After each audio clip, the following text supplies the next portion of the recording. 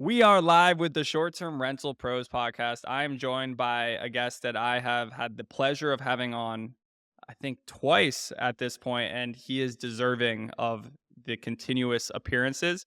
And today, he has flown in from Canada to be here with us this week. And the timing for the flight arguably could not have been worse.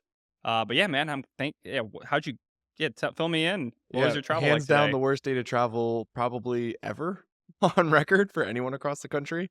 Because we just had that whole virus issue that shut everything down. Not So a pandemic not a virus. pandemic virus. Yeah, this is a computer one. As annoying though. But yeah, so shut everything down. They were putting people in lines based off of what flights they were going into so that everything was trying to be more organized and it was just the most chaotic thing. Didn't he texted me that they were literally writing out Tickets, yeah. flight Yeah, tickets. writing them out, and then the software came back on, and so then once it came back on, people were able to get their actually, printed tickets, and so then when we got to the boarding, to get onto the plane, some people had them written out, some people had them, actually printed out, and that caused a whole other kerfuffle, and then they ended up just canceling, a whack load of flights. Luckily, mine did not get canceled, though, so we're here. Yeah, Made I'm it. I'm thankful you fought through and persevered. Yeah, man. Yeah, but we'll see what happens. So yeah, to this weekend we have about 30 folk who are, supposed to be here in Dumbo just to mastermind, network, have fun, have a great day and yeah, we'll see a lot of people's flights have gone canceled, have gotten delayed. I didn't even think John literally texted me earlier that his flights were messed up and his last text was about, that they were handwriting the tickets. To me, I'm like, "All right, they're screwed. That's not happening." I was gonna text you this, but I'm like, I'll just save it for when we're in person. I'm like, if it wasn't for you, I would have been driving back home without a doubt because it was such a shit show. I owe you a drink. I owe you a I few was drinks. like, I was literally gonna be like, man, if it wasn't for Jeremy Ward, it'd be fun. There's no way I'm coming out. This is the first thing I've done since having Remy. Really? Yeah, first Oh, thing. Yeah, wow. everything else have just been like, I can't make it, not coming out, whatever. But you're like, hey, one day, New York, come Easy on out. flight, I'm yeah. like, I'll do it for you. I'm like, I'll "Easy come out. direct flight." Yeah. I'm sure there's a million flights a There day. were. There was a whole bunch of flights. They're just a absolute shit show to get on them. But yeah, man. How you been? You been good? I've been good, yeah, I was just in the San Diego, Patrick at his STR Yeah? Nation How conference. was that? It was great. I mean, I think that conference is definitely probably skews, like, younger, Because of demographic-wise. Patrick, right? Yeah, which makes Which sense. It's yeah, Patrick's I conference. mean, nothing wrong with that. I think that brings out, a good group of eager It's young just guys, and right? fun. And young girls too. Yeah, Yeah. fun. I couldn't hang. People were going out, like, every night, like, I couldn't hang. I Dude, was I like, went there I mean, I did it last year and, awesome time. There's still, the people that I met there, I'm still good friends with from that event specifically, and, still we do a bunch of stuff together. So, I was a little upset I couldn't go to that one because I like knew us Blue and Bridget or Blue and Bridget, we do a ton of stuff. Matt Stillman, we do a bunch. I'm pretty sure it's his last name, Stillman. We still do a bunch of stuff together. I mean, Patrick walking in he right just now. walked in, yeah. Yeah, we've done a bunch of stuff too, right? So, yeah, that event was awesome to be a part of. I'm upset I missed out on it. Hopefully, Patrick does it again. Yeah, That's, the timing on him walking in could not be better as I'm, praising his event. Nah. We were actually talking trash about you, man. Yeah. But yeah, Patrick's came in from California, so super grateful that his flight situation worked out. Yeah, we've had like 3 people who are like, "Yeah, my flight got canceled. The next flight I tried to get got canceled again, and it'll be like 3 days before I can get there." Which is just absolutely crazy that in this day and age, because like apparently what happened, and this is not a podcast about cybersecurity or anything Right. like that, Yeah. but We're not that smart yeah, at yeah. I all. read a couple articles, so don't quote me on this. But like Cloudflare, I think their DNS like protection software, and they did an update, and I guess no one QA tested it, and So you have a software background, so you could maybe speak about this a little bit better because even the fact that you're using DNS as a term means you know a little bit more, right? I know that a little bit. How, from my understanding, these things get tested like crazy before they would ever be actually released, right? They're tested behind the scenes, then they're released out to the public. How does something like that get missed? yeah, good question. I mean, for example, today, so on B&B Calc, which is the software that I work on, I don't work on protection, cloud, blah, blah, blah, any of that stuff. We work on Airbnb stuff. We're doing a push where we're going from 10 to 40 comps and we're making it so you can filter by like revenue. So if you have like a slider, you can say only show comps that like are making between this much and this much. And that alone, like we need several people to QA test like before we push it live. So Parker was like, "Hey guys, can everybody please like we're not going to push this live until like everybody's gone through it and made sure that it works and there's There's no no bugs, bugs." there's no issues, nothing like that, right? It doesn't shut down the entire site. How Exactly. is B&B Calc going?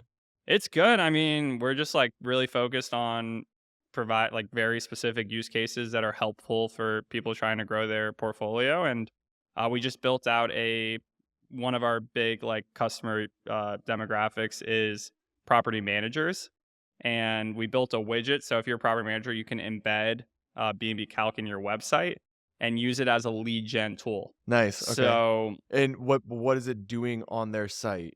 Is it helping people underwrite, or is it helping people predict what the annual revenue would be? it's really just like high level, like yeah, kind of revenue range and then seasonality.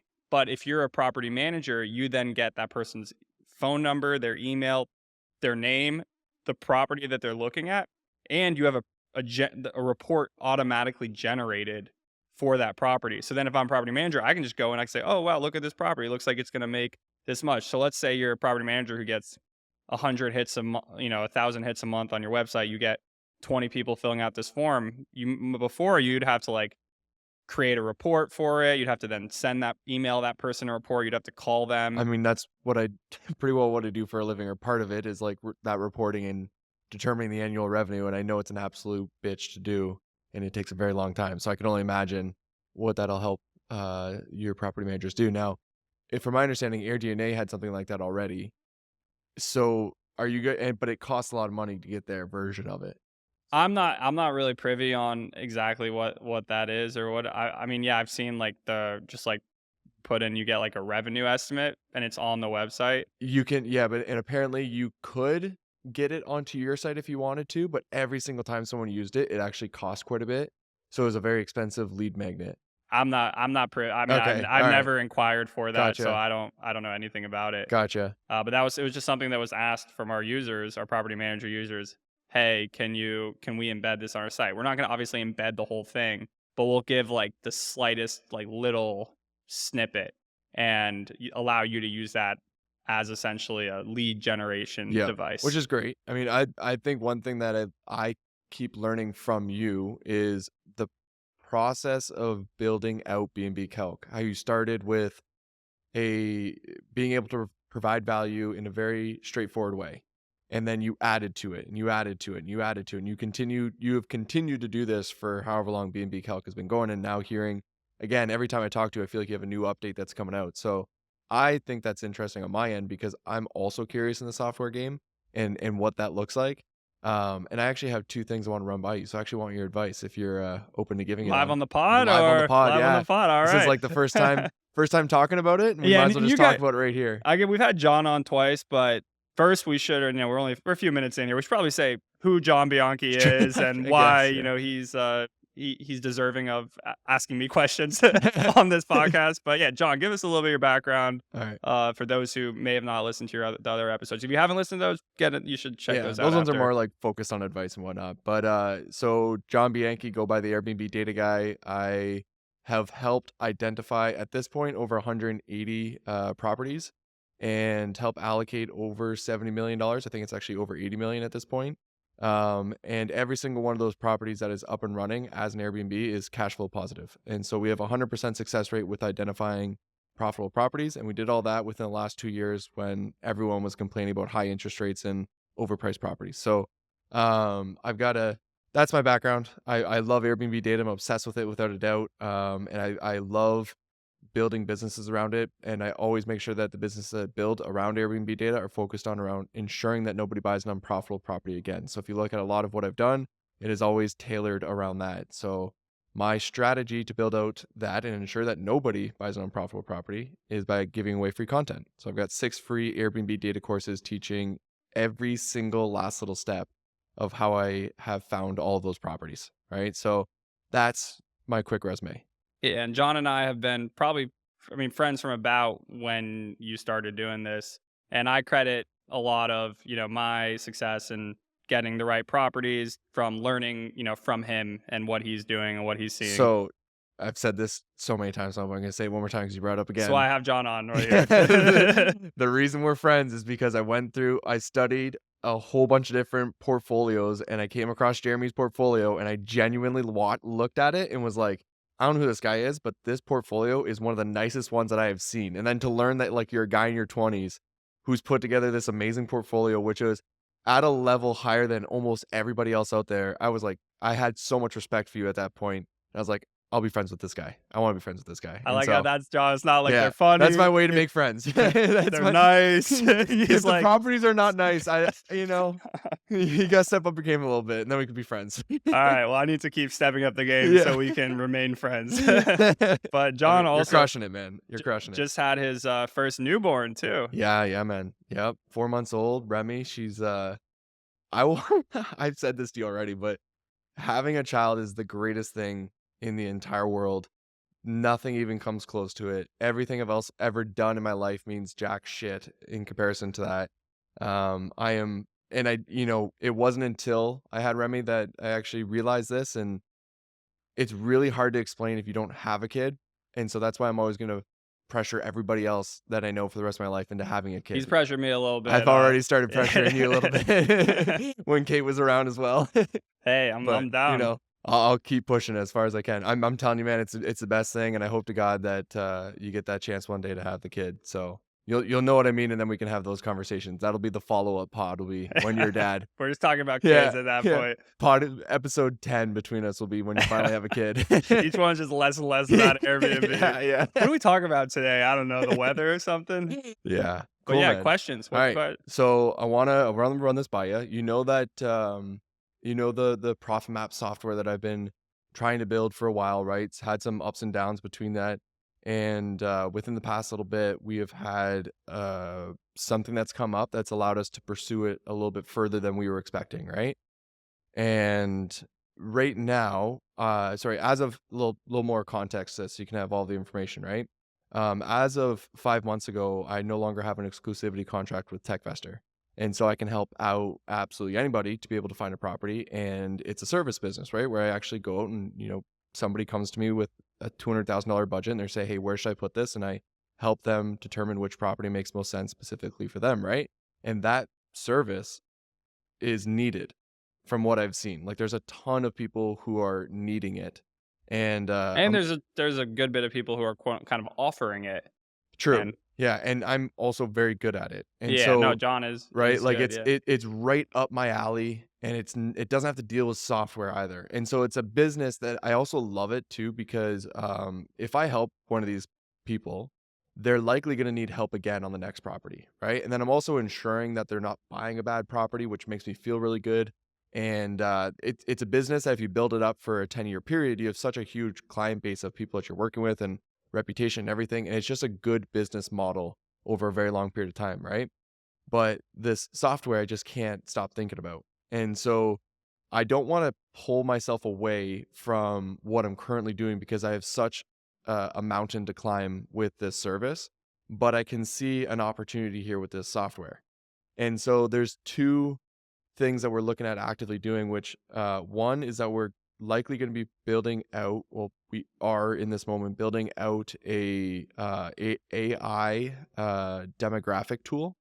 So if you were to have a property and you're trying to figure out, what is the target demographic that's going to drive the most revenue for this property, right? You can't design a property without knowing your demographic, because if you're going to be focusing on a bachelorette trip, right, you're not going to put a jungle gym in there, right? And so you have to know who you're targeting before you even start the designing.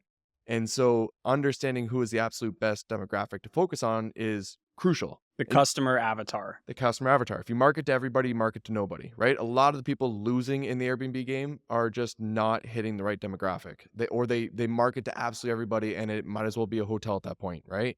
Whereas if you can cater to a very specific demographic, you can create an experience for them. And the homes outside of Disney World are a great example of that. The really extreme themed Disney ones, like they're very much catered to families and the kids and create an experience outside of Disney World and in the home that they're in, right? And so there's an experience premium that you get for that. And if you understand your target demographic, then you can get that experience premium. And so then therefore, if you it's important to understand that. And so we're creating an AI bot essentially or tool software that will allow you to be able to either plug in your address or plug in your listing, and you'll be able to know that information with all the data behind it to prove it, and almost instantaneously. And it'll also pop out like, hey, here's the title you should use, here's the description you should use, right? So that's one thing that we're looking at doing. And then that ties in slightly with the Profit Map software as well, because it's a different business model.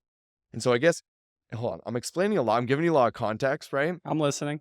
Giving you a lot of context because you are building B&B Calc, right? And you have been for a while, and it's been going well, right? And the longer you keep pushing on it, the better it keeps going. But I'm assuming you're putting a good amount of time into it. And right now, I'm putting every last second I have into this service of finding properties for people. And I don't even know if I can find time to do this other service, but I really want to make it happen. So I guess the question directly would be, do you think it's worth it to focus on the software and try to build that out?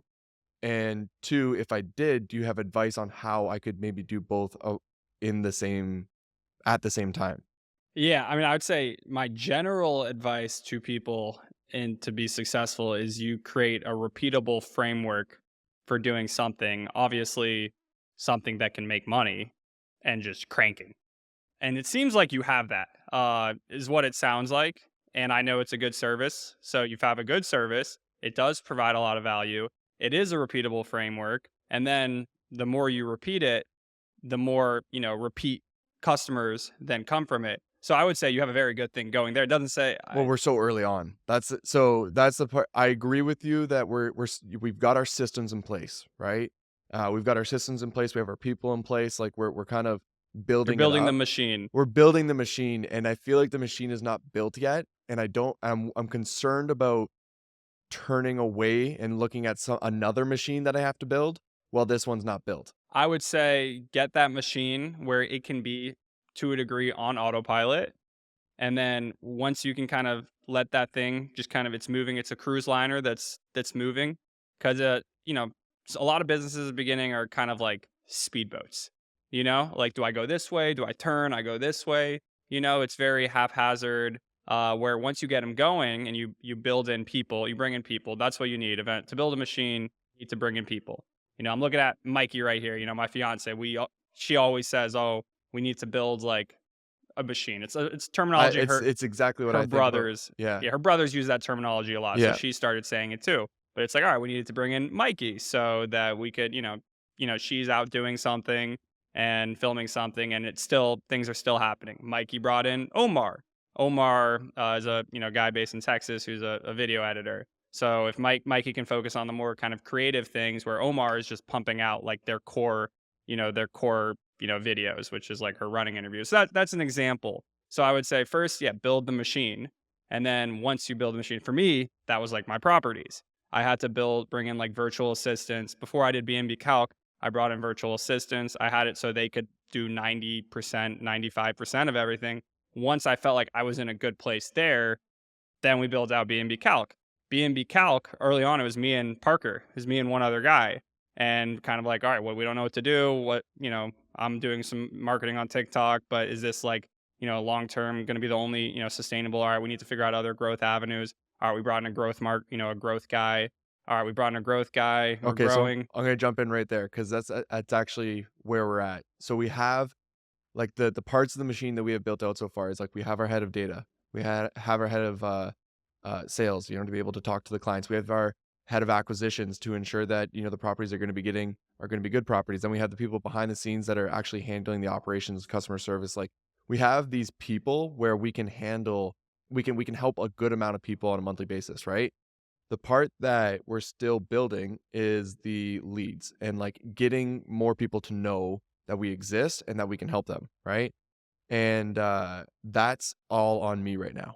And so it's my job to make sure everyone And that's knows a that we lot of exist. pressure because that's what feeds the whole operation. Exactly. But you were just saying as you were explaining that when you were starting B&B Calc, you were doing a lot of like organic social things on your side, and you're like, is this what we're going to continue to do? And then you realize, hey, no, we could actually bring in somebody to help with growth. So what does that look like? Yeah. And I'll take a step back and even say, yeah, the first machine I made was the boat rentals. Like, I used to be the one picking up the phone. Literally, someone would call for a boat rental at the lake back in 2020. Jeremy picks up the phone, or maybe I don't pick up and I call them back an hour later. But I was literally the call service. I even did some of the first boat rentals very early on. We built a local team who did the boat rentals. And now I have, a call center, someone essentially a call center person who deals with all the reservations. They deal, some of the marketing. So that was the first machine. Built that machine, went into the houses, VAs, local operations managers, built that machine. Now, okay, talking about the B&B calc machine. Yeah, what you need, you need an MVP product. I did the MVP. You've done an MVP. You've had We have an MVP for the software. We have an MVP for the service. Like, bro, let's talk about the service yeah, right now. okay, We can okay, move on. Once the machine's built for the service, okay, then we can talk about something else. okay. I'm like, yep, I'm following you. Yeah, so B&B calc, and the thing with startups is like they're just like a house, like an Airbnb business is not that complicated. Like the textbook It's not. has been written. That's why so many people are jumping into it Yeah, because it's not rocket it's not science. rocket science. If I Yeah. can figure it out, most people can figure it I out. mean, I do think like you can have new ideas. Like I try to think like I'm gonna show you the house I'm under contract on later, and like it's like ideas for the future, because like I think a lot of people do what worked like a year or two ago. Yeah. They're like playing from a year or two behind, Yes, whereas definitely. I try to like play from like the what do I know is like 5 years from now, Yeah. like what you want to be and like what are forces. Let's actually let's talk about We that have so many things after to we talk talk about. about We have so yeah. many things to talk I about. actually want Oh to my talk goodness. about This because always I happens with John and yeah. I I. was just gonna say let's use that as a topic to make this a bit of an Airbnb conversation. But I want to just the growth side that you were saying there. So how did you hire the growth person for B&B Calc? Like, what did that look like? What did they take over? What did they do? Yeah, so first we figured out, well, we had a friend, a guy we went to college with, Rob. So Parker and I went to UNC together. We had a friend, Rob, who's like a growth marketer, a performance marketer. So he does paid ads. So like Facebook, Google. We put him on, or we just, I don't know, I don't even think he charged us. He just started running Facebook ads for us, Google ads, and Yeah. they were working. Okay. Took some time. There's a whole process there, but they were working. And he said, hey, I think like you guys, there's opportunity. Here is like kind of what my plan would be. And we said, all right. We came to terms, gave him, upside, gave him equity in the business. And yeah, we hired him, brought him in. Over time, Facebook gets harder and harder. That's like a very like known thing. Like Facebook's good at first and over time gets harder. So you have to be creative and think about other things. SEO is one of those growth channels that we've like really invested in. But essentially, it was a team member who, is supposed to be the domain expert on that topic. I mean, I'm kind of like, I feel like I'm a jack of all trades. Most entrepreneurs are. Yeah. Yeah, but you need to like fill in and then, You need to hire the experts. yeah. So we brought him in, and we've also kind of even brought in like a CEO at this point. He's actually a Canadian. I mean, I don't even know. He just leads our team calls. So I don't know I mean, technically, I guess I'm quote unquote CEO, but like he's, I'm gonna be honest, like he's the Okay. one leading our team calls I at this didn't know. I point. didn't know that. That's interesting. Yeah, he's a beast. He's like honestly super interesting guy. Like has just like serial like software startup entrepreneur. Uh he has like 5 companies right now at the same Do you time. want a sixth one? He's one of 6. I don't know if he could I mean, I don't know. I'm just kidding. I'm kidding. Maybe we'll I'm see. always intrigued by people who are experts in their field because I hate even calling myself an expert, but I feel like I know my craft well at this point. I still feel like I have a ton to learn, but I feel like I know it well. And I just see the difference from how I look at Airbnb data compared to like most people. And so now, whenever I'm thinking of hiring somebody, all I want is the expert. I don't want anyone else. I don't want anyone like who's good. They just have to be great at what they do, and that's it. Because it just makes a world of difference. So, anyways, that's you saying this guy. That's all he does. All he focuses on. He got like multiple different companies. He's figured out a way to scale these companies. Yeah, I'm well, like, they're startups, so like he doesn't like he's raised money for companies before and like had negative experiences. what are your thoughts on raising money? I mean, we haven't for BMK. I think there's if you have like certain if there was the right company, Yeah, it makes sense to raise money. Also, there's different money. Is it venture money? Is it like fair. friends and family money? It totally depends. But I think people look at like venture capital as like the barometer for success, saying, "Oh, I've raised And I feel like $3 it's the million." opposite, right? Unless you okay, so I've looked into raising like quite a bit at one point. Just I was very curious about it, studied up on it. And the craziest thing about raising venture money is that if you you get a lump sum, and then they go, you have 1 year to hit these metrics, and then we'll give you more. And then they give you more, and they go, you have now 1 more year to hit these new metrics, and then we'll give you more. And if you miss those metrics, your company's over, right? There's no Exactly. like, They're not gonna keep funding they're you. not going to keep funding you. And at that point, because of how you built out the company and how much money you've sunk into it, you can't run it without those things, without getting more money. You have to get the next seed, right? And so that part to me, I think is just, it works for some companies, but I also think it's really dumb for a lot of companies. But then again, I'm not a venture capitalist by any means. So like they have their logic and they have their reason behind it. But yeah, it just always scared the shit out of me.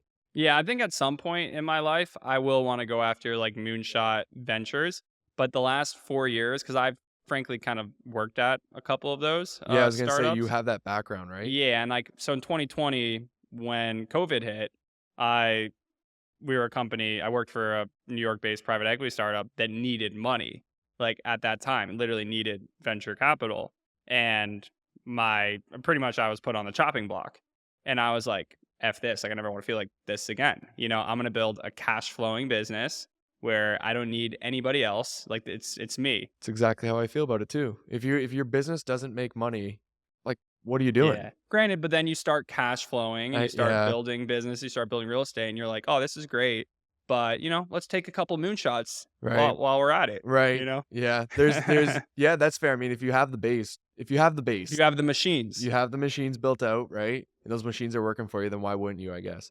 I say that, but I also know that Airbnb wouldn't exist without venture backing, right? Because it needed to build up to a certain point for it to make logical sense, and you need the venture backed money to get to that point, right? Same with Uber, which I used to get over here. It needed that as well. So I'm following. I think it makes sense for some companies, others it doesn't. I think I've just heard a lot of like horror stories when it comes to that. But anyways, that was helpful advice. I do appreciate that. I think what I'm going to take away from what you said is that just build the machine and then build the next machine once you've had that machine built out, right? And we are looking into ads as well. I'm not sure how much ads are going to play into this service, but um well, I'll just keep building it. I'll keep building the machine before, take my eye off it because I don't want it to fail, right? I want to be, if it fails, it's not even about failing. It's just that let me tell a story. Okay. Let me tell this like quick little story and why I need this to keep succeeding in the way it's going. 'Cause you got the baby at home now. No, You well, got you got that's, yeah, mouths to feed. well, it's, that's one Got a baby. hungry baby. That's one baby, but then you start to take on more responsibility in a way, right? I genuinely like feel responsible to live up to this idea of ensuring that nobody buys an unprofitable property. And I don't know how many people you've talked to who have failed in the Airbnb space, but I've talked to a lot. And every single time I talk to them, it like hurts because I think to my head, I'm like, hey guys, I haven't missed in the past 2 years for a reason. And if you just followed that path, you would also not miss, Yeah. right? I feel like you guys have also very much narrowed your guidelines. That's how you succeed, right? That's how you don't miss. And we can get into that in a second. But the story that I want to tell is that I talked to this lady 2 years ago, and she was telling me about how she was going to be buying these two properties in a market I'm not going to mention, but she was buying these two properties in this one market. And I told her, I'm like, that's not a great market to go into for a variety of reasons. And, with the budget that you have and what you're going like in that market, it's going to be really, really hard to win. And then on top of that, like there's better places to put that money. This was 2 years ago when I didn't have as much experience as I have today, right? And about a month ago, she reached back out and she goes, hey, my properties are not performing. I'm going to 1031 exchange and I want to use your service to find these new properties. And in that scenario, that's where I feel like a level of responsibility because I tried to talk her out of those properties. Right? I tried to guide her to what would have made more sense, but yet she still went forward with it for her own reasons, right? But it takes about a year to 2 years to realize that you're failing with your Airbnb. The first year, maybe you make no money and you go, it was our first year. We were just figuring things out. Maybe we just need to throw more money at the property. And then the next year goes and you made no money again. And now that it's 2 years of working for free and sinking all this money in and making no money during that entire time period where you finally go, this property's not going to work. And so I feel a level of responsibility to try to stop that from happening so that people can just put their money into these great properties and be happy with those scenarios. And so when I talk about not wanting to take my eye off of building this machine that I'm building out because it's an infant right now. And like the way it's set up and the way the offer is structured and everything is like the worst way it's ever going to be set up, right? Because there's so many other variables to this of how we're going to put it together, just keep making it more robust. But yeah, so I just want to ensure that I keep building out that machine so that people like her in that scenario, I can continue to serve in 20 years from now. That's like how I'm thinking about it. Do you see that? You Yeah. have there's things that drive you Yeah. towards wanting to make sure this is successful that are beyond business. It's Well, actually that is you have business you though, have a right? mission. Well, you have a genuine mission, and that's good business. Yeah, agreed. I'm not trying to say that I'm like the uh I don't know. Anyways, I agree. I agree I with see what you're that I saying. ran. There's a light above your head right now. It kind of looks like an angel ring. If I'm That's not what I want to have John to is come your across, right? guardian angel keeping you from losing money on an Yeah. Airbnb. I don't know. That's not what I'm trying to get across. I But get it. what I'm trying to get across is that like I can help people and I'm good at it and there's a way to be able to build out a business that allows that to happen but I'm not your guardian angel, I guess is what I'm trying to say, right? That's you can do this stuff for yourself for free. But let's actually jump into what you were saying there before, which was where you see Airbnbs in about 2 to 5 years from now and how you're thinking ahead. Because I have some thoughts on that as well, naturally. So tell me what you think. Yeah, well, just to bring this back, I think you said earlier it takes you a year or two to figure out if something's a failure. I would contrast with or I would come back with you. Well, how long does it take for you to know if it's truly a success? Does it take, year one, 25%, 20% cash on cash return? Check. This house is good. Or in reality, do you need like 4, 5, 10 years to really understand the outcome of the investment? Well said. That's a great way to look at it. I think if you're that's a great way to look at it, actually, because so this is one thing that I don't think enough people are thinking about when they're buying Airbnbs is that when the market crashes, a lot of Airbnbs are going to fail left, right, and center. So I used to be a financial advisor before. And when you're a financial advisor, you study the stock market, right? And you study the economy in a sense. I wasn't great at it, but I could understand that the markets dropped, right? And when the markets drop, people don't travel, not nearly as much. And they usually don't travel for about a year. That's like that 1 year is like paying for the entire country or the world, whatever it looks like. And then the following year gets a little bit better. And usually by the third year, it's like the best it could ever be. Everything's booming, everything's going great, right? And I don't think enough people are buying properties and trying to win during the next recession. So, who's the guy that is like the greatest investor ever? His name has a B in it. Warren Buffett. Buffett. Thank you. And it has a B. So Bill Gates. there's a Buffett metric, which essentially Barack shows like Obama. there's a Buffett metric that he came up with, which is essentially like how much has the economy raised in comparison to how much the stock has raised, right? And if you were to look at it right now and compare it to 2008, I think it's twice as high right now as the numbers in comparison to 2008, which means that we're like, if there isn't a recession in the next year, it just doesn't make any logical sense as to what's going on within this economy, right? If it's not within 2 years from now, it also it makes no sense, is what I'm trying to say. So your question was, what makes a good investment when it's hit the 4 year mark and it's still cash flowing, still going well? I would say, yeah, without a doubt. Like that's where if you can get to 5 years, you're probably in a really good position if it's cash flowed well, if it's gained equity, because if the markets take a dip right now, it might be a bit till they come back up, right? And I'm not just talking about the stock market here, I'm talking about also your properties. And the properties are at record high. You can see a bunch of indexes kind of showing them starting to either level off or come down a little bit, right? And so if you get a property, you should almost always have the mindset that I should hold this property for a minimum of 5 years, but ideally as long as I want. And so I guess what I'm trying to say is you never want to be in a position where you're forced to sell. Because as soon as you're forced to sell, you're screwed. You're absolutely screwed because you're likely selling in a bad market to sell. Your property has likely gone down. You've likely not made any cash flow from the property, and then all of the furniture and equity that you put into that property is gone. You're not going to get almost anything back from that, let alone what you might have paid a designer or a project manager and all those additional fees and your time to run the property. That's a worst case scenario, right? And I don't like one of the reasons why we have had this 100% success rate of finding cash flowing properties is because whenever we have gone to look for a property, we always try to feel extraordinarily confident that we will be able to, at a minimum, hit our worst case scenario. We never, ever, ever buy a property and say, we're buying this property because we believe it can do the best case scenario. We do it and we say, we know it can hit this worst case scenario extremely confidently. And so we're always buying with the worst scenario in mind. And if we're happy with that worst scenario, anything above it, you're happy, right? If it makes a $10,000 more, great. It makes $20,000 more, great, right? Both of those are both good because you beat your worst case scenario. So if you're looking into buying a property, your metric should be long term, can I keep this property? But to keep the property long term, it has to cash flow every single year. I mean, it can break even. You just did a whole bunch of work for an entire year for nothing, right?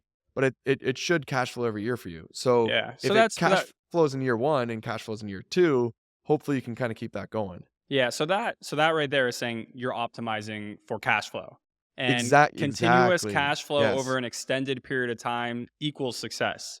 Exactly. What I would say honestly, day one when I started, I would have probably agreed with you, or that would have probably been what I thought about the most. But now that I have a portfolio and it's a couple years in, and I've gone, it's actually not necessarily the properties. Like, we sold a house. We sold one house. This is a house. So I'm a lot of the houses I've led the deals, like, that I'm an investor of. I've led the deal. Like, I found it, I put it together. One of the houses I've invested in, that was not the case. It was, my friends who had invested with me before, they went out to do their thing, wanted to support them. I told them, I said, guys, I'm gonna be honest, this investment is not my thesis. Like, it was a 2-bedroom cabin in the Smoky Mountains. Beautiful view, Yeah. hot tub. We put it in the hot tub, put in the fire pit. It had like a third sunroom that we used. Okay. Beautiful place. But I was like, I think in the long run, in order to predictably succeed, we want to go after larger properties that we can be out value add and really amenitize. I think that if a recession comes, no matter what, I think these places are going to do well. That house actually did really well the first year. It did, like, insane, like a lot better than we expected that Mm-hmm. first year. That second year kind of fell off a cliff. What year was the second year? So it was 2022, and then 2023 was the second year. But like, and it was in the Smokies, It right? was like Western North Carolina. Oh, And okay. yeah, it didn't really fall. It went from, like, it did Would it be 85 the first so? year. So it was 429K purchase price, did 85 grand the first year, and then looked like it was pacing towards like 68 grand the second year. Okay, So it would have been, you went from like a COVID market. It sounds like you bought in a COVID type market, so markets that thrived during well, COVID. also insane supply boom market, and a lot of small cabins. Right. So, which I thought, What market was it? Can you say? Maggie Valley. What's around Maggie Valley? I know it. It's west of Asheville. Yeah. Yeah. It, Okay. I know it. Yeah. Yeah. Yeah. and it was, at the time, people were like, "Oh, Maggie Valley's great," and I'm like, I think the right inventory. We also got a house in Silva, a 4-bedroom cabin that was 3,000 square feet. That 2-car garage. We put a game room in. Large house, sleeps 14 people, and highly amenitized. That property still doing well. Whereas the small cabin fell off. So, but that being said, we sold it a year and a half later. We bought it for 429. We sold it for 545, 550. Like, it was a successful investment for all sakes and purposes. The But ROI was insanely high for like a 1.5 year investment. yes, but you're talking about in the one time in American history where housing prices shot up. So anybody who bought during that time made money, Well, you say one right? time in Americanism, generally speaking, yes. But actually, I do think there are ways to predict appreciation. For sure, but I'm just saying everybody appreciated during that time, right? Like Totally. everybody. So if you bought in anywhere random, whatever, I was gonna say, anyways, if you bought anywhere, it was gonna appreciate. So like I agree with you. I'm not saying I'm saying if you were to buy that property maybe today, A rising tide lifts all ships. yes, That house was an example of that. Yeah, However, I would say it's not even market by market, but like certain properties in certain markets can, in my opinion, predictably appreciate more than certain properties in other for markets. sure. I agree with that. And I think that I hate predicting, trying to like make up what's going to happen in these sort of uncontrollable things. So I don't dive deep into it, but there is definitely ways you can look into it and try to avoid certain things. I think there are some properties that you could look at and know that they're overpriced, right? Or know that their value doesn't make a ton of sense, and then it's kind of writings on the wall that it's going to come down, right? And other ones where it's just like, yeah, I think that property will be steady, it'll be fine, it'll be okay, right? Well, there's also, I would say, properties where the money you put into them initially. So when you set up, we talk about amenities a lot. A lot of the times, amenities, like let's say I put 200 grand in amenities in a property and I go to sell the house. I might only be able to sell the house for 50 grand more. Even though I just put in $200,000 to the property, I only get 50 grand out of appreciation. So, in a way, on paper, you've actually lost money. Yes, you can cash flow year one, you can cash flow year two, you can cash flow year three. But if the house hasn't appreciated at all, you're just like getting back to like Another where reason you why it's started. unbelievably important to cash flow in the Airbnb game. You can't break even. You've lost everything you've put towards the property if you break even. Exactly. But there's ways where actually when you do work to a property, certain properties, if you think about it, oh, this will actually increase value to the house and it will drive Airbnb. So I kind of like now kind of try to optimize for both at the same time, Which if that okay, makes sense. so this is one thing that I actually have said this week to somebody else in the long-term rental community. So there's a long-term rental coach I ended up getting on a call with, and I told him, I was like, you should put together a mini program for Airbnb investors, because the majority of Airbnb investors don't understand how to buy property well. They are not buying a property with a good basis that they can add value to, that's going to give them some sort of built-in equity, that if the property does go down, they're going to be okay, right? And instead, what people are doing is they're optimizing for pretty, right? They're optimizing for overvalue, like a property that's a beautiful A-frame in a great location, but it's way more expensive than any other 3-bedroom in that area, but because it's an A-frame. And it's like, yeah, it's going to cash flow on Airbnb, but it's not necessarily a great real estate purchase. And so you're missing half the equation. So if there's any Airbnb coaches out there, make a small light version about how to properly buy real estate, because it is being missed in the Airbnb community without a doubt. I don't know it well enough to teach it, but I have a good buddy who's crazy about buying good properties. Like, he will never buy a bad property, but he does long-term rental, and they understand how to buy property with value. Yeah, and that's like right now I'm actually looking at a house and I put an offer on it and the house needs a lot of work. Is this one you were telling me about in the Northwest? The one in In no, that one we're under contract on. Okay, okay. Uh, So another one. so there's another one. I put an offer. It needs a lot of You work. put an offer without running it by me? I'm I just just kidding. it's literally a couple 100 feet away from a house I currently own. So Okay, like yeah, so I you know just what saw you're it and I was like, doing. I know that I have I the just like to data. be in on the deals, Yeah, you know I'll what I tell. Well, mean? Yeah. I'm not under contract. If Okay, I was, alright. Send it my way. yeah, we'll talk about it Yeah. this weekend. It was literally like yesterday. Yeah, okay, All right, you're okay. coming. We're here. We'll Alright, we'll we're show good, you. we're good. But the house needs a lot of work. And even irregardless of Airbnb, it needs work. Like essentially, the house smells like cigarettes. Like But that's what you entirely. wanna buy, No, I know. But the thing right? is, the Yeah. house, it like the floor plan is just so bad that even the work I'm gonna have to do to like try to fix it, it won't like the house. Like let's say I put in 200 grand to it, Right. it's gonna be capped. The value is gonna be capped. It's gonna be worth So then less why would you put after. an offer on that one? We have run into a couple of homes like that, and we're like, the floor plan, like, it makes no sense. It was like, why did they build this house like this? And you just don't buy it because of what you just said. Yeah, like that's like the dilemma I'm gonna run into. And I'm talking to the seller's agent. They're trying to say, oh, after this house is done, it's gonna be worth so 700,000. And I'm like, my butt. There's never been a house in this entire town that has ever in history sold for $700,000. Nevertheless, this house with this weird, essentially, it's like the situation was they built the house, and then I think the people who lived there got old and they wanted to turn the downstairs like office into a master, and they chopped the kitchen in half, like weirdly chopped the kitchen in half and moved the bedroom down there. But it actually is a massive house, with a bunch of bedrooms, has a huge yard, Yeah, all yeah. Does things it have that a you could. pool?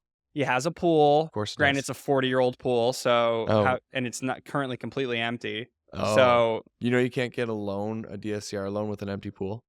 I'm not surprised because I mean, we're gonna have to. I've already like talked to, you need to have essentially you need to fill the pool, you need to let it sit for a week, you need to pressure test Yeah, everything because yeah, it could be leaking under. If it's leaking under the pool, right. you're screwed. Yeah, Then it's you might as well you'd better off without a pool because yes. Doesn't sound like a very good buy. So why are you still thinking of moving forward with it? I And I I'm would asking out of curiosity. I'm not like you're the one who's put everything down on it, right? So like, I would have to like literally show you here's my properties in the area. This is what I did to them. This is what they're making. This I would have to kind of show it to you. okay, You'd okay, get it. You'd get the situation. yeah, But I just don't want to put if putting $200,000 into a house, or let's say putting $100,000 into the house, irregardless of amenities, then makes it worth $0 more. yes. There's Then no I'm point, yeah, right? exactly. There's no point in that. That would be an example of a Even bad if it, buy, but even if it right? cash flow, let's say cash flow 60 grand a year after we do all this, I know this is then it's right. But that's the the question then dilemma. becomes, so this is where I you can get sort of into, you could call it analysis paralysis, but it's more of just constantly optimizing to try and find the best possible property, when sometimes you just gotta go, "I'm just gonna buy that one. It's gonna work," right? Because like, you could like, my next thought was, "Well, why don't you just wait to find another big property with a pool in the same area that's a decent price that you could add value to?"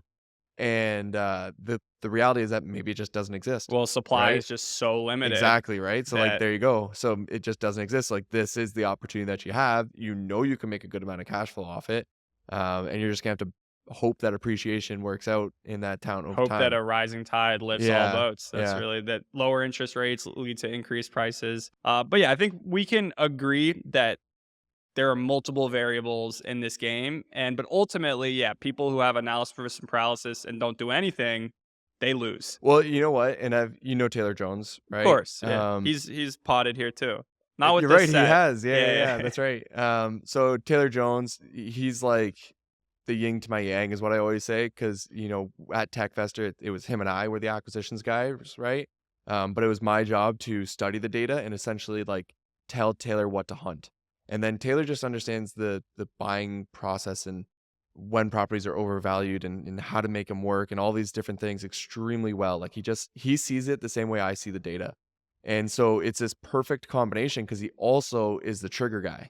So I could study the data to the day I die and not pull the trigger. But then I get Taylor, who I give him all that data, and he pulls the trigger left, right, and center. Yeah. He'll see a property, goes, that'll crush. He can see, he's like, that'll crush. I know it'll crush. You can do this, and this based on these numbers and on the data. Is like, that's gonna be a property. He puts in an offer, right? Like, and he just pulls the trigger all the time. And so I guess what I'm trying to say is that maybe you need somebody in your life who can help you pull the trigger, right? If you can't pull the trigger yourself, or practice pulling the trigger. So something I hate is feeling rushed. So like literally every house that I have bought, like where I've been the one who's led the deal, like it's sat on the market a while. And like I've had time to really think about it, and like I've gone back and forth with the agent like several times. I've negotiated. When a house just hits the market and I see it and I'm like, "Oh, that's perfect." Honestly, I hate it. It's like the worst thing in the world for me. I can't even tell you the amount of times that we have seen a home hit the market and bought it in that like first 4 or 5 days, because we see it and we have such a clear buy box of what works. We see them, we're like, yeah, that's an absolute home run of a deal. Why would we not purchase it? Granted, you guys are trying to deploy tens of millions of dollars. For me, Regardless, though, like even regardless, for like me, it's like, all right, I've got another 150K. Like I gotta, yeah, you want to make sure it's you're perfectly nailing. But I deployed. mean, Yeah, I guess what I'm trying to say is that I would say that our best deals have been the deals that we have found that we have put an offer in within that first week. you just knew. We will call up the agent and say, hey, we're putting an offer in. And sometimes if it's a really great day, we're like, we're putting a full offer in. I don't need a video tour. Like, you put the offer in before giving me the video tour. Oh And wow. then we say to them, like, if they take the offer before doing a showing on the weekend, like, that's, well, I don't know. You add some sort of negotiation so they don't show the property to anybody else, because it's like we can clearly see it's such a good deal You see that massive backyard. that we'll do it. We'll do what we got to do to be able to get the deal, right? Taylor loves when they have like the puniest little front yard and the massive backyard. Yeah. Yes. Yeah. We just found a deal. It was such a cool deal. It's on Zillow, and they took the photos of the entire property. and then they have this fence that's almost like right around the pool. So there's almost no backyard to this home. So we just look at it and we're like, well, if there's no backyard, we have no competitive advantage, right? At a minimum. So let's not even look at it. We just went on. Our realtor then comes back to us like a day or two later and goes, hey, turns out the property line is actually this. And it's like this huge lot behind it. And so one of our clients picked it up like a day or two later. So you'll just take the fence and Just tear it down, put up a new yeah, fence. And it's all just like, around. yeah, what I love about it is that our realtor is the one who pointed that out to us. Which market was this? One of our markets that we're in. Okay, well, One of our Florida markets, yeah. okay, well, I don't know Yeah. the real. Xander was here the other day, Yeah, yeah, so yeah. I was like, They don't have fences in the yeah, they don't really Poconos. have pools either, No, pools or no, fences. no. They have Yeah. those above ground pools. Yeah. Xander's awesome, man. Xander is the best. He was on the pod the I other know. day. He Yeah, we was talked about it. sitting where I am. Him and Mark Shea. Yes, I sir. love that. Mark Shea's awesome too. We've just used Xander's been our go-to guy for that entire time period. And he's awesome to talk to. His knowledge is so deep in the Poconos. But yeah, so you've helped people buy so many properties, $80 million, but you want one for yourself. I know you've been itching of late, Yeah. and you mentioned to me that you might want to go out to that area. Tell me about that. So Are we doing a day trip? I would love to. I just want to see it. I don't know if I need to, but I would want to see it. I have a couple of things in mind that I want to do, and I don't know if buying actually makes the most sense for me, because I have studied the data so much that I know for a fact there's a certain model of a home that if you were to put it in the right spot, it just drives insane revenue. And so if you can build it, and when I say insane revenue, I mean like 300,000. And it's worth 300,000, right? It's not one of these properties that's not worth 300,000, and without getting too deep into that. And then the cash flow on it would be like at a minimum $100,000 a year, right? And if you can build it properly, then you also have the built-in equity, right? And so in my mind, I know like to build is a whole other scenario. I would need to work with somebody who actually knows what they're Yeah, doing. Sebastian, who was sitting here earlier today, he builds. Right. So I'm not saying that I wouldn't put my own money into some of these exact same homes that I'm seeing, because I see these homes and I know even the homes that I'm looking at, some of them can cash flow $100,000, right? And they're already built, and all you gotta do is buy it and do some things to it, and it's a lot easier, right? But I'm so intrigued by this idea of building, because what I know works, you can't buy. Like this a very specific property type doesn't exist. You have to build it. This And the one Taylor was talking about too. I don't know which one he was talking about. Well, this is something you guys have to be in the room to Yeah, know. This is the yeah. one I think I know. Yeah, Taylor and I were spitballing on it. Okay. I think it's the same So thing. Taylor and I are considering to build together, and if Okay. it is what Taylor was talking about, it's a version of that. We're on the same page. You got to be in the room We're to on know the what same we're page. thinking about here. Yeah, Because yeah, it's yeah. not there. We want to be the ones Yeah. who are make it there, make it Yeah, a thing, this and then is- we can talk about it. This is when we're talking about like where does Airbnb go? This is where I believe it goes, and I think this is like the ultimate version of it. So I know I think we're seeing the same thing right now. I think we're seeing the exact same thing, and you know I hate. and that's what we're people talking are about probably earlier listening to this about and where they're it goes in the future. right. Building for something that Well, stands okay, the so test of let's time. talk about what I'm going to talk about what I believe the future looks like, and then you guys can paint the picture of what I see, right? I believe strongly that Airbnb is still finding its footing. And I think that Airbnb in whole is going to continue to evolve until it is truly matured, right? An example of this is that if you look at most of the hotels that are built nowadays, they're all 120 rooms and 4 floors. And the reason being is because that is the most optimal way to build out a hotel. Took a very long time to figure that out, right? Now, obviously, we're not talking about a hotel in New York, right? We're talking about a hotel in these smaller cities. Those are the most optimal ways to build, and they are building them all over the place, right? Because that is the best thing to have. Now, it took a long time to be able to figure that out, right? When it comes to Airbnbs, there are a ridiculous amount of Airbnbs that are failing. And there's also, at the exact same time, a ton of Airbnbs that are making an outrageous amount of money, and people are walking away with tons of cash flow, right? And so if both of those things are true at the exact same time, then there is a formula of how to make it work and how to fail, right? And so if we just kind of bring it back to how do people use Airbnbs the most? And so you're a software guy, right? And when you're building out a software, you have to think about the customer journey. That's what they always talk about. What is the customer journey and how do you build it out into a software? If they click this button, where do they go next, right? How do they navigate around the page? Why are they going to this page? What do they need from you? And how do you give it to them in the most optimal way, right? How do you build this out? And so I like to think about the customer journey for services and then also Airbnb, right? And I genuinely believe that Airbnbs are about groups. And so if I'm traveling and it's just myself, I will never book an Airbnb. And I haven't for the past like 3 years because a hotel room is consistent. I know exactly what I'm going to get. And with an Airbnb, it could be all over the place. And even if the Airbnb was a little bit cheaper, I just don't know what to expect. And so these ideas of like these one bedrooms scare the hell out of me, right? And I wouldn't personally invest into these one bedrooms because I think hotels are better in when it comes to that scenario. So then therefore, if hotels are better at one bedrooms and the exact opposite is an Airbnb that is a larger Airbnb that can host a large group, right? Because a large group would almost never want a hotel It's differentiated product.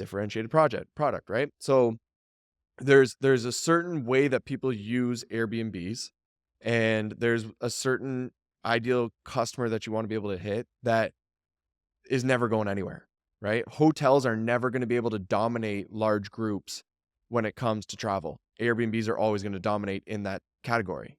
And so then therefore, as time goes on, I believe that that's going to become more and more prominent. You know this yourself. You're buying all of these 5 bedrooms, right? You're buying larger homes. But then on top of that, there's the experience side to it. And I think the experience of an Airbnb is a huge piece that people are still missing. People don't want to just buy a bedroom, a kitchen, a bathroom, and a living room, right? When you put together an Airbnb that has no style, no design, no feel, that's what you're giving your client, your guest. You're giving them a hotel room, essentially, inside of a house. Whereas if you can create some sort of experience that enhances that person's trip, they're going to be willing to pay more for it, right? And so the easiest example of this is always a bachelorette group. So imagine that you have this all pink house. Everything's pink. There's neon pink lights all over the place. And you are going on a bachelorette trip to that home. It's going to feel like you're on a bachelorette trip at all times, whether you have the satchels and you're out at the bars, or if you're in the home and you have all these like different areas where it's completely pink and there's the makeup room and there's like the you can take selfies with the really cool wall behind it. It's creating an experience, right? So what I'm trying to say is that a lot of people are failing in Airbnb, and if we think about the customer journey of how people use Airbnbs the most and when they love them and where hotels cannot compete, it's in the larger groups traveling for some sort of an experience. And if you can continue to target that demographic and that idea, you're going to win in today's market. And then as time goes on, I think people will continue to see more and more and more of these until that is just sort of the norm. Do you know what I mean? Does that make sense? And what I would add to that is natural scarcity. Like that, those Scarcity or scarcity? scarcity. Okay, sorry. I thought you were okay. My Sorry. Part of my I didn't mean to correct you like my that. I just was non-Canadian like accent. I don't know which one is right. Yeah, no worries. Okay. I'm following you. Natural scarcity. But yeah, these bigger, it's really expensive to build big homes nowadays. So they just don't, they pop up these little suburban neighborhoods where they have 200 cookie cutter, 1,700 square foot homes.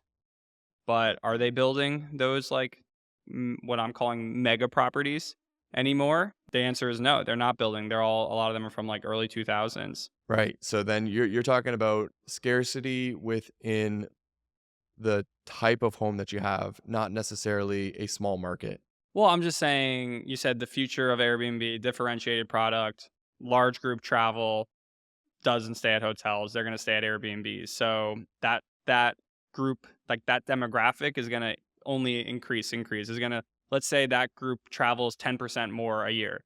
That means they're doubling every, 5 years. Every 5 years, there's twice as much demand for this big group travel, which I agree with. I think that's only becoming more and more prominent. I think I'm seeing this firsthand in my portfolio. Grandparents, who've never used Airbnb, keep booking, Oh, That's yeah? like 40% of my summer is like a first time grandparent. That's awesome. Who's never Why do you think that is? It's because they want to be able to get their kids and grandkids Right. So under you're one you're roof. saying that that demographic of these larger groups is growing, and you're saying that you're seeing it grow into the grandparents now, That's right? one of the Yeah, growth. that's one of the groups that's growing But, into. like, those people are the ones who have only booked hotels, like, their whole lives, you know? And they're young people are I mean, I have 20 reviews as a guest, through Airbnb, and to me, I don't even do Airbnbs that much, and I go, "Oh, wow, I have 20? That's a lot." Most people only have 1, 2, 3. Most people, it's only a couple. So, yeah, we're still very much in the first innings, and if you create differentiated product. That's what you're alluding to earlier. That is not commoditized. Hotels are commoditized. Stay away from that. And then has some degree of natural scarcity, meaning it can't be easily recreated. You're setting yourself up to win for the long term. Yes. And you buy right. So you buy at the right price, right? You add some value to it if you can. So you have that built-in equity, right? Be smart on the buy as well. And it's not just about the cash flow. Exactly. And those right there are the characteristics for success. So John, what can we anything fun coming up for you? And yeah, it seems like you've already given a lot of tips today. I was gonna say what's your biggest pro tip, but probably given so many I think, already. yeah, I feel like Yeah, we've my biggest pro exhausted tip those. is that you need to go through the Bianchi method. It's a free 40-hour long course teaching you every single last step of my process that I've used to buy all these properties, and we have a 100% success rate using that method. I promise you it works. You just got to put the legwork in. So, and it's out there for you guys to ensure you never buy an unprofitable property again. Yeah, well, guys, John, thank you so much for coming. This is going to be an awesome weekend. I mean, we got a little bit of a little road bump, nothing like a international like power technology outage, just in time for your. Still making it happen though. We're all here for the most part. We'll see. We'll Yeah. see. But we'll do it again. Maybe that's just Yeah. Well, if dude. you guys are listening. Maybe we'll have to do it again sometime. You guys can be in the room with us. Yeah. And John, you're a legend. Everyone listening, y'all are legends. Stay tuned to the next episode of the Short Term Rental Pros podcast.